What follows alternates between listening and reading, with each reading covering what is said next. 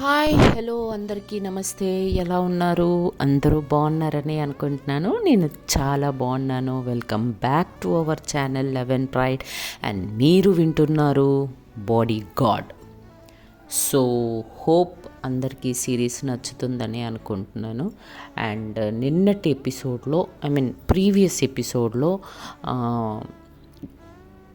మన పాటలు ఎర్రగా తీసేసాము అని నేను అనను, కానీ పర్లా ఒక మాదిరిగా పాడానని అనుకుంటున్నాను. దీంట్లో ఎంతమందికి తలనొప్పులు వచ్చినాయో, ఎంతమందికి జ్వరాలు వచ్చినాయో, ఎంతమంది భయపడ్డారో, పెద్దల యాక్చువల్గా నేను చెబుదాం అనుకున్నా, పెద్దల పర్యవేక్షణలో ఈ పాటలు వినండి అని చెప్దాం అనుకున్నాను, బట్ మర్చిపోయాను. Anyways, thank you. పాటలు నచ్చి మీరు బాగా పాడారు అని చెప్పిన వాళ్ళందరికీ థ్యాంక్స్. అండ్ నిన్న ఎపిసోడ్ ఇవ్వలేకపోవడానికి కొన్ని పర్సనల్ రీజన్స్ ఉన్నాయి. సో అందుకని, అంటే మిస్టర్ రెడ్డి ఈరోజు నైట్ డ్యూటీ, అందుకని ఆయన ఇంట్లోనే ఉన్నారు, అందుకే రికార్డ్ చేయలేకపోయాను. ఆయన ఇప్పుడు డ్యూటీకి వెళ్ళిపోయాక రికార్డింగ్ స్టార్ట్ చేస్తున్నాను. సో అందుకని మీకు ఎపిసోడ్ ఇవ్వలేకపోయాను. ఎనీవేస్, సో ఇంకంతే, చెప్పటానికి ఏమీ లేదు, అంతే. ఓకే, డైరెక్ట్గా స్టోరీలోకి వెళ్ళిపోదామా? ఓకే, సో ప్రీవియస్ ఎపిసోడ్లో మనం ఏం చూసామంటే, గౌరీని రక్ష ప్రోత్సహిస్తుంది ఫర్ దాన్ని ఏమంటారు, పాట పాడటానికి. సో తను కూడా తను ఇచ్చిన ప్రోద్బలంతో హ్యాపీగా పాటలు పాడుతుంది. పాడిన తర్వాత తనకి ఆ ధైర్యాన్ని ఇచ్చినందుకు గాను రక్షకి థ్యాంక్స్ చెప్తుంది. ఆ తర్వాత మేరీ అండ్ రక్ష ఏమో మేరీ రక్షని ఆట పట్టిస్తూ ఉంటుంది. సో వాట్ నెక్స్ట్ అనేది ఇప్పుడు చూద్దాం. సో ఇలా ఏడిపిస్తూ వాళ్ళిద్దరూ ఫస్ట్ క్లాస్లోకి వెళ్ళిపోతారనమాట. వాళ్ళు క్లాస్లోకి వెళ్ళిపోయిన తర్వాత గౌరీ కూడా ఒక చిన్న స్మైల్ ఇచ్చుకొని సరే అని తను కూడా క్లాస్లోకి వెళ్ళిపోతుంది. క్లాస్లోకి వెళ్ళిన తర్వాత మేరీ రక్షని ఏడిపించడం మొదలు పెడుతుందన్నమాట. ఎవరినో ఏదో అడుగుతానని చాలా గొప్పగా చెప్పారు అని చెప్పి అనగానే, అంటే వెట్టకారంగా అడుగుతుంది అనమాట. అడగంగానే రక్ష చాలా సీరియస్గా మేరీ వైపు చూసి చాలే అని, ఏదో ఓ రోజు అడుగుతాను ఖచ్చితంగా అని అంటది మళ్ళీ. అంటే అవునవును బాగా అడుగుతావు, ఇప్పుడు కూడా చూశాను కదా, చాలా క్వశ్చన్స్ వేసావు కదా అని చెప్పి మళ్ళీ అంటదనమాట మేరీ.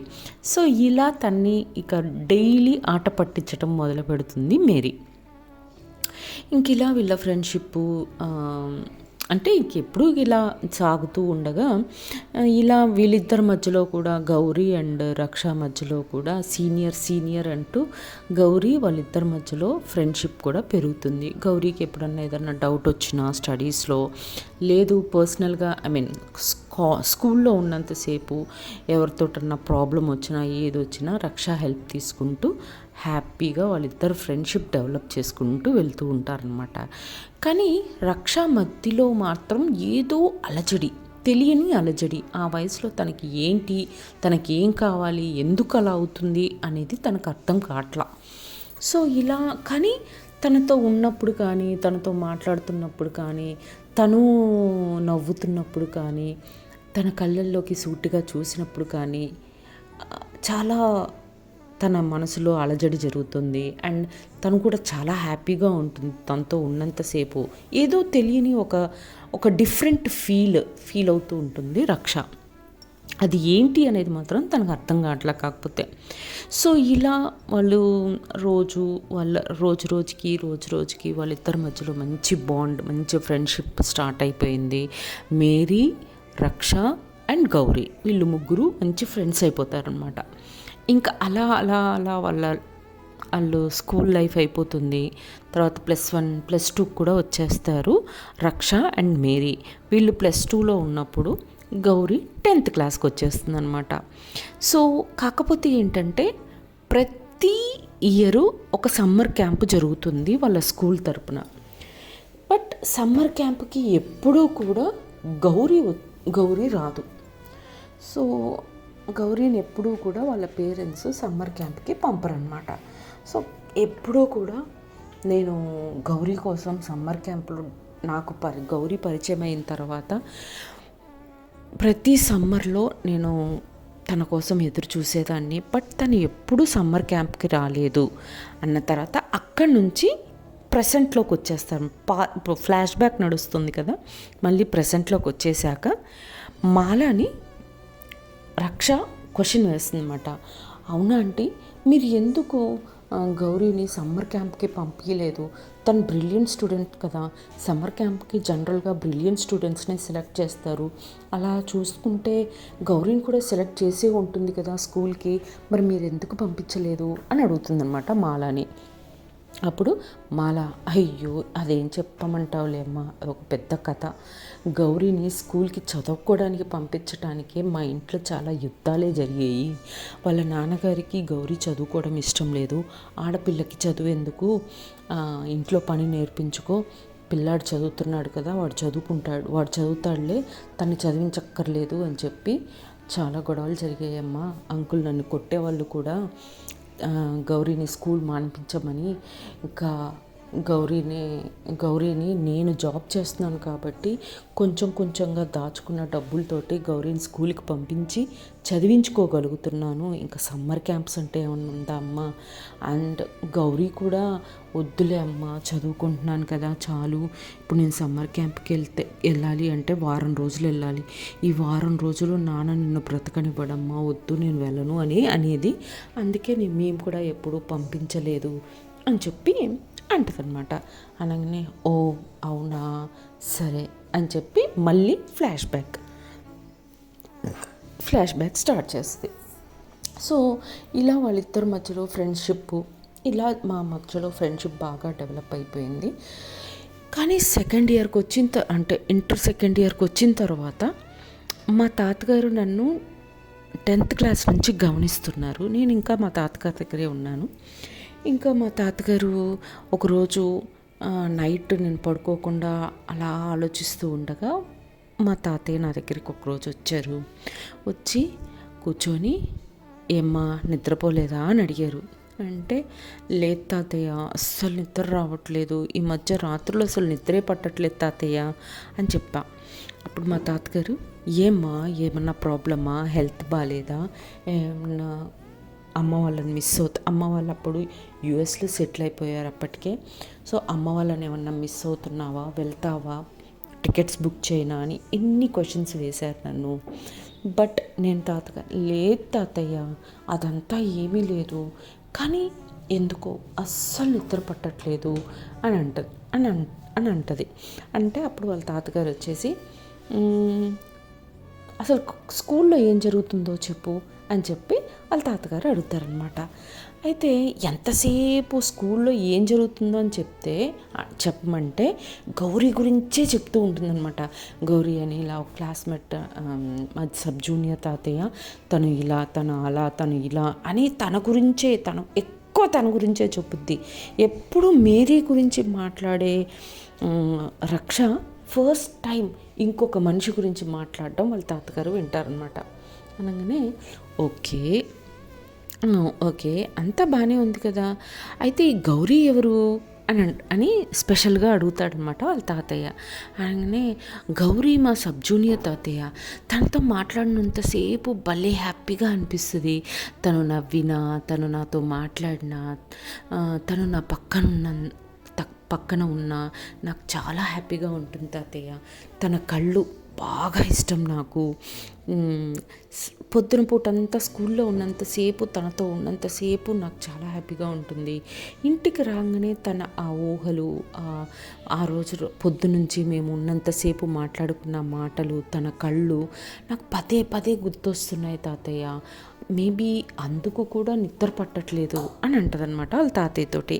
అనగానే వాళ్ళ తాతయ్యకి అర్థమైపోయి, సరే ఇప్పుడు తన్ని ఫ్రెండ్ అంటున్నావు కదా, మేరీ కూడా నీ ఫ్రెండే కదా, మరి మేరీ మీద ఉన్న ఫీలింగ్స్, గౌరీ మీద ఉన్న ఫీలింగ్స్ సేమేనా అని అడుగుతాడు వాళ్ళ తాత. అనగానే కొద్దిసేపు ఒక్క 5 సెకండ్లు ఆలోచించి, తాతయ్య ఎప్పుడూ మేరీతో ఉన్నప్పుడు అలాంటి ఫీలింగ్ ఎప్పుడూ కలగలేదు, బట్ ఈ అమ్మాయి దగ్గర ఉన్నప్పుడు ఏదో తెలియని ఒక అలజడి, ఏదో తెలియని ఒక ఆనందం జరుగుతూ ఉంటాయి నాకు అని చెప్పి అంటదనమాట. ఓకే అని అంటాడు వాళ్ళ తాతయ్య. ఏంటి తాతయ్య ఓకే అని అంటే, దీన్ని ప్రేమ అంటారు అని అంటాడు వాళ్ళ తాత. అనగానే వాట్, ప్రేమనా ఇదా అని అంటే, ఇప్పుడు మేరీ నీకు ఫ్రెండు, మేరీ మీద అలాంటి ఫీలింగ్స్ ఉన్నాయా అంటే, లేవు తాతయ్య అని అంటదనమాట మాయకంగా. అంటే మేరీ మీద లేని ఫీలింగ్స్ నీకు గౌరీని చూస్తే వస్తున్నాయి అంటే ఏంటి, గౌరీ ఫ్రెండ్ కంటే ఎక్కువ అవునా అంటే, ఫ్రెండ్ కంటే ఎక్కువ అని అంటదనమాట. దాన్నే తెలుగులో ప్రేమ అంటారు అని అంటాడు వాళ్ళ తాతయ్య. అనగానే అవునా, అయినా తాతయ్య ఒక అమ్మాయిని ఇంకో అమ్మాయిని ప్రేమించొచ్చా, అది ఎలా జరుగుతుంది అని అడుగుతుంది అనమాట. అమాయకంగా అడగంగానే వాళ్ళ తాతగారు, ఎందుకు జరగకూడదు, దీంట్లో తప్పేముంది, ప్రేమ అనేది ఎవరి మీదైనా ఎవరికైనా కలగవచ్చు. ప్రేమకి వయస్సుతో, జెండర్తో, రంగుతో, క్యాస్ట్తో, కులంతో ఏమాత్రం పని లేదు. ఓకే, సో నేను చెప్పొచ్చేది ఏంటంటే, నేను అనుకుంటున్నా నువ్వు అమ్మాయిని ప్రేమిస్తున్నావేమో, ఒకసారి చెక్ చేసుకో అని చెప్పేసి వాళ్ళ తాతయ్య ఇవన్నీ చెక్ చేసుకో, అంతా ఓకే ఉంటే ఓకే అని అంటాడనమాట వాళ్ళ తాతయ్య. అనగానే కొద్దిసేపు ఆలోచించి, ఓకే తాతయ్య ఆలోచిస్తాను అనగానే, సరే అయితే గుడ్ నైట్ అని చెప్పేసి వాళ్ళ తాతయ్య వెళ్ళిపోతాడు. సరే అని ఇంకప్పుడు బెడ్ మీద పడుకొని ఆలోచించటం మొదలు పెడుతుంది రక్ష. ఆలోచిస్తూ అవునా ఇది ప్రేమ, అయితే నేను గౌరిని ప్రేమిస్తున్నానా, అవునా అని చెప్పేసి ఇంకా అలానే ఆలోచిస్తూ సిగ్గుపడుతూ తనతో మాట్లాడుకున్న మాటలన్నీ గుర్తు తెచ్చుకుంటూ మనసులోనే చాలా సిగ్గుపడుతూ ఇంకా అలానే ఏదో టైంకి నిద్రపోతుంది అనమాట.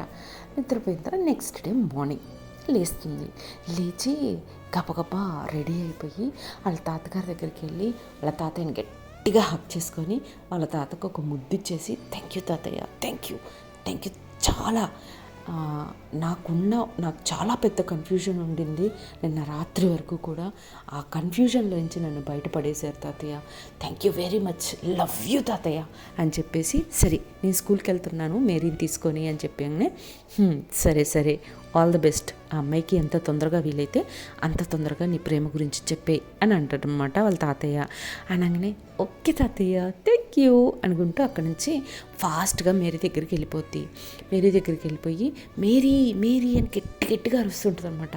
అయితే వాళ్ళ అమ్మ వచ్చేసి, వస్తుందమ్మా వస్తుంది బ్యాగ్ తీసుకుంటుంది వస్తుంది అంటే, ఓకే ఆంటీ అని చెప్పి వెయిట్ చేస్తుంది. ఈలోపు మేరీ బయటకు ఉరికొచ్చి, అబ్బా ఏమైంది, మనిషి ప్రాణం పోతున్నట్టుగా పిలుస్తూనే ఉన్నావు కంటిన్యూస్గా అంటే, నీకో విషయం చెప్పాలి అని అంటదన్నమాట. ఏంటది అనగానే, యు నో సంథింగ్, నిన్న నేను తాతయ్య గారితో మాట్లాడాను అంటే, ఓకే రోజు మాట్లాడతావుగా అని అంటది క్యాజువల్గా మేరీ. అంటే అబ్బా అది కాదే, అసలు ఏమైందంటే అని ఇక రాత్రి జరిగిన కాన్వర్సేషన్, తాతయ్యకి తనకి మధ్యలో జరిగిన కాన్వర్సేషన్ మొత్తం మేరీకి ఎక్స్ప్లెయిన్ చేస్తానమాట. మేరీ కూడా షాక్ అయిపోతుంది. అవునా, ప్రేమనా, అయితే నువ్వు గౌరీని ప్రేమిస్తున్నావా అని అంటదనమాట. అవునే నిజమే, నాకు ఆ ఫీల్ తాతయ్య చెప్పాక ఆలోచించటం మొదలుపెట్టాక నాకు కూడా అలానే అనిపించింది. నీ దగ్గర లేని ఫీలింగ్ తన దగ్గర ఉంది నాకు, అంటే అది ప్రేమే కదా అని అంటే, వావ్ రక్ష నువ్వు ప్రేమలో పడిపోయావే అని తను కూడా ఎంకరేజ్ చేయడం మొదలు పెడుతుంది అనమాట మేరీ. అనగానే, మరి ఎప్పుడు చెప్తున్నావు తనకి గౌరీకి అని అంటది. ఏంటి మామూలు మాటలే మాట్లాడలేకపోతున్నానంటే ప్రేమ గురించా అని అంటదన్నమాట రక్ష. మరి చెప్పకపోతే తనకి ఎలా తెలుస్తుంది, తన మనసులో ఉన్నది నీకెలా తెలుస్తుంది, ఏమో నీకులానే తను కూడా ఫీల్ అవుతే, ఏమో నువ్వు పెద్దదానివి కాబట్టి నువ్వు చెప్తే బాగుంటుందేమో అని తను వెయిట్ చేస్తే తన్ని మిస్ అయిపోతావు కదా, సో ఏదో ఒక టైం చూసుకొని చెప్పేవే అని అంటది మేరీ. అనగానే అవును కదా, సరే ఏదో ఒక టైం చూసుకొని ఖచ్చితంగా చెప్పేస్తాను అని అంటది రక్ష. ఇలా తను ప్రేమిస్తున్నాను అని తెలిసిన తర్వాత గౌరీని అప్రోచ్ అయ్యే విధానం మారిపోతుంది అనమాట.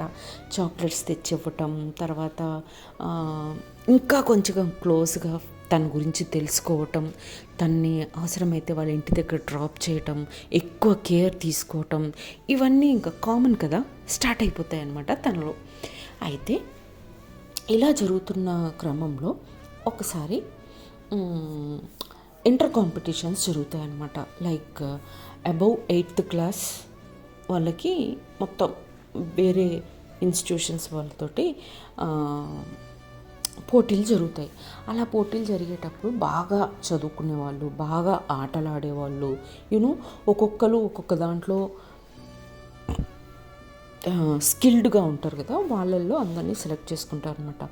సో రక్షనేమో స్పోర్ట్స్ పరంగా అండ్ క్విజ్ ఇలాంటి ఎలక్యూషన్ ఇలాంటి వాటికి రక్షణ సెలెక్ట్ చేస్తారు వాళ్ళ స్కూల్ తరపున. మేరీన్ కూడా అంతే. అండ్ గౌరీని వచ్చేసి సింగింగ్, డ్యాన్సింగ్ ఇలాంటి కల్చరల్ యాక్టివిటీస్ కోసం గౌరీని అండ్ క్విజ్ కాంపిటీషన్కి కూడా స్కూల్ తరపున వాళ్ళు సెలెక్ట్ చేస్తారు. అండ్ అలానే అందరినీ కొంతమంది స్టూడెంట్స్ని వాళ్ళ స్కూల్ తరపున సెలెక్ట్ చేస్తారనమాట. సో అది వాళ్ళ స్కూల్లో జరగదు, వేరే ఎక్కడో జరుగుతుంది అనమాట. అక్కడ కూడా అది కూడా ఒక క్యాంపు లాగా వెళ్ళాలి. ఒక 2 days అక్కడే ఉండి కాంపిటీషన్స్ పార్టిసిపేట్ చేయాలి. సో మరి గౌరీ వాళ్ళ ఇంట్లో ఒప్పుకుంటారా? Question mark. సో గౌరీ వెళ్ళి వాళ్ళ ప్రిన్సిపల్ తోటి మే ఐ కమ్ ఇన్ అని చెప్పి అడుగుతుంది. అడగగానే వాళ్ళ principal yes come in Gauri అని అంటుందన్నమాట. అని ఏంటమ్మా ఇలా వచ్చావు అంటే, మ్యామ్ మీరు నన్ను క్విజ్కి, సింగింగ్కి, డాన్సింగ్కి సెలెక్ట్ చేశారు, బట్ మా ఇంట్లో వాళ్ళు ఒప్పుకుంటారో లేదో తెలియదు మ్యామ్ అనగానే, పర్లేదమ్మా యూ డోంట్ వరీ, మీ నాన్నగారిని మీ అమ్మగారిని రేపు పిలువు, నేను లెటర్ రాసిస్తాను, మీ అన్నయ్య కూడా ఉన్నాడు కదా ఇక్కడే, మీ అన్నయ్య కూడా చెప్తాను, మీ పేరెంట్స్ని తీసుకొని రమ్మని నేను మాట్లాడతాను అని అంటదన్నమాట ప్రిన్సిపల్. అనగానే ఓకే మేడం థ్యాంక్ యూ అని చెప్పేసి వాళ్ళ నాన్నగారుకి నెక్స్ట్ డే వాళ్ళ నాన్నగారిని తీసుకొని వాళ్ళు వస్తారనమాట. వచ్చిన తర్వాత వాళ్ళ నాన్నగారిని వాళ్ళ ప్రిన్సిపల్ మేడం అడుగుతుంది, మేము ఇలా కాంపిటీషన్స్ అండి, మీ అమ్మాయి చాలా బాగా చదువుతుంది, మీ పేరు నిలబెడుతుంది, మీ అబ్బాయినేమో ఫుట్బాల్లో సెలెక్ట్ చేశాము, మీ అమ్మాయినేమో ఇట్లా సెలెక్ట్ చేశాము అని చెప్తారనమాట. చెప్పిన తర్వాత సో ఖచ్చితంగా పంపించాల్సిందే పిల్లల్ని స్కూల్ తరపున అనగానే, ఇంకా అక్కడ ప్రిన్సిపల్ ముందు ఏమీ మంచోళ్ళలాగా నటించాలి కాబట్టి వాళ్ళ నాన్న ష్యూర్ మేడం ష్యూర్, మా పిల్లలు ఇద్దరూ వస్తారు మేడం, థ్యాంక్ యూ అని చెప్పేసి అక్కడ చెప్తాడనమాట. స్కూల్లో నుంచి బయటకు వచ్చిన తర్వాత వాళ్ళ అమ్మని బాగా తిడతాడు. అసలు స్కూల్కే పంపించొద్దని చెప్తే ఇప్పుడు ఎక్కడికో పంపించాలంటున్నారు, ఏం చేస్తున్నారో ఏంటో మీకే తెలియాలి, ఏమన్నా చేసుకొని సావండి అని పర్మిషన్ ఇవ్వడు. అలా అని వద్దు అనడు, ఎందుకంటే అలా ప్రిన్సిపల్ దగ్గర మాట ఇచ్చేశాడు కాబట్టి. ఇంకా చాలా హ్యాపీగా గౌరీ థ్యాంక్స్ అమ్మా, థ్యాంక్ యూ వెరీ మచ్ మా అని చెప్పేసి అంటదనమాట. రక్ష ఇవన్నీ కూడా అబ్జర్వ్ చేస్తూ ఉంటుంది. అంటే వాళ్ళ అమ్మతో మాట్లాడడం హ్యాపీగా, తనతో వాళ్ళ నాన్న అసలు చూడనే లేదు తను. సో అప్పుడే అలా క్రాస్ అవుతూ గౌరీ వాళ్ళ అమ్మతో మాట్లాడటం చూసి ఫాస్ట్గా ఉరికొస్తుంది అనమాట. ఉరికి రాదు, ఉరికి వాళ్ళ అమ్మ దగ్గరికి వద్దామనుకునేసరికి వాళ్ళ అమ్మగారు వెళ్ళిపోతారనమాట. నాన్న కోపంతో వెళ్ళాడే, ఇంక నేను బయలుదేరుతాను అని చెప్పి తను అలా వెళ్ళిపోతుంది. రక్ష వచ్చేసరికి వాళ్ళ అమ్మ వెళ్ళిపోతుంది అనమాట. ఇంకా సరే అని చెప్పేసి ఏమైంది, ఎవరు వచ్చింది అంటే మా అమ్మ అని అంటదనమాట.